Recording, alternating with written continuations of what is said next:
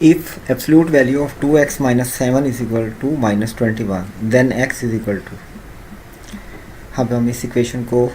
Solve करते हैं। 2x minus 7 की absolute value is equal to 21।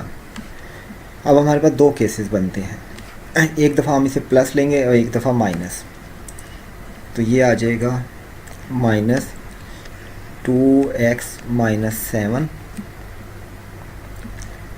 Is equal to 21, और दूसरा हम इसे प्लस ले लेते हैं, plus 2x minus 7 is equal to 21। पहले हम पॉजिटिव साइड को सॉल्व करते हैं। 2x minus 7 is equal to 21 और 2x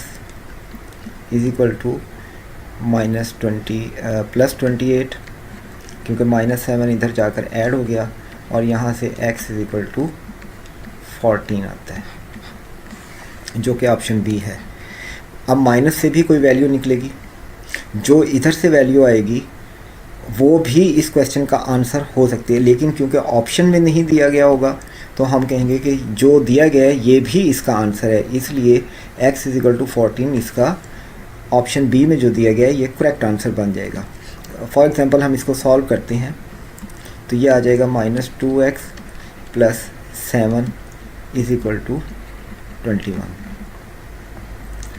माइनस 2x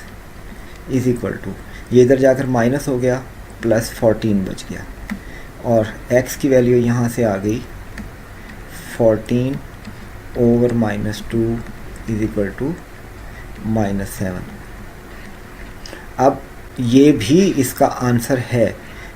ये दोनों ही इसके आंसर हैं, लेकिन ऑप्शन में जो दिया गया है वो 14 है, इसलिए ये ही इसका आंसर होगा, क्योंकि ये दोनों ही इसके आंसर बनते हैं।